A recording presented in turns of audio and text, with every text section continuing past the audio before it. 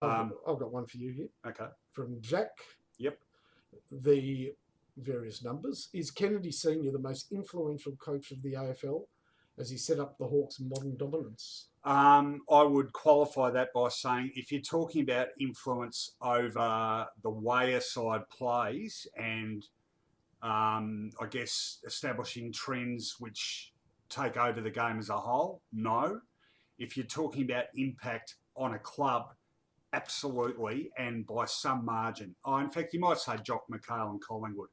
But for me, there are only two coaching figures that are even in that discussion. Jock McHale with Collingwood, John Kennedy with Hawthorn. Not Barassi, no? At North? Well, you could, to a point, but you could place as much plaudits. There were other reasons. Well, they're Alan Aylett, Barry Cheatley. Yep. Kennedy was a one-man operation. He invented the ethos which still underpins Hawthorn, Kennedy's commandos. So there is that on-field aspect. Mm. But it's more than that. The values that he instilled in that club, and yes, they sound like cliches, but I can tell you, the Hawks live and breathe these values. Selflessness, courage, commitment, a team ethic.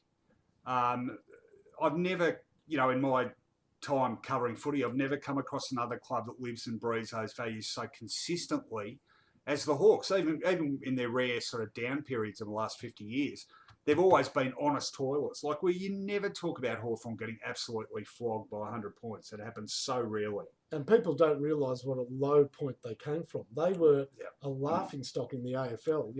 We're a VFL. We are talking about a team. They were called the Mayblooms, but then they don't worry about their names. The rest of the competition really were tough working class suburbs or inner city suburbs, and Hawthorn was considered a team apart and had a terrible record. Yeah, one thing, when he was recently elevated to legend status in the Hall of Fame, I did a bit more reading about his playing career, and I hadn't realised he was as good a player as he was. I mean, I think he won 3 or 4 best and fairest, won one in his first year. So he had a profound influence even as a player, and then obviously taking over as coach. But yeah, to your point, they were seen as, they were such easy beats. I think, I'm trying to remember the year, whether it might have, it was certainly in the 60s. Their first ever win at Collingwood came, 30, nearly 40 years after they'd been in the competition. And they slowly built. They won that first flag in 61.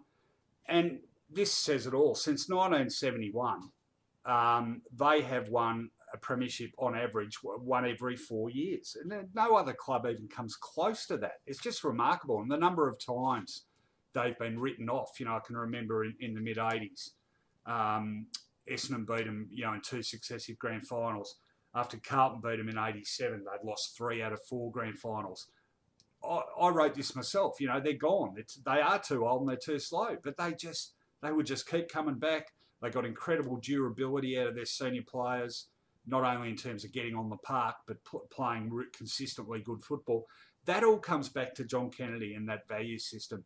Lee Matthews, and it's passed down from generation to generation. Lee Matthews, Michael Tuck, then on to, Jason Dunstall, Gary Ayres, Dermot Brereton, then on to Shane Crawford, Luke Hodge, and that is a culture, and that was established by one man.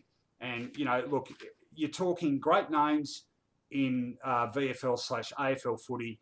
I don't want to leave anyone out here, but you are talking about Jock McHale, Ron Barassi, Ted Whitten, John Kennedy, absolutely in that company. So, football has lost an incredibly important figure today.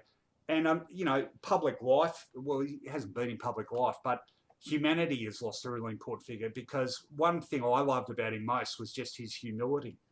For a man who was such a great orator and such an intellectual and could muster fantastic speeches and whatever and had those deeds behind him, he was always just decent, humble, friendly, affable, made time for people, interested in other people. A great Australian in my view.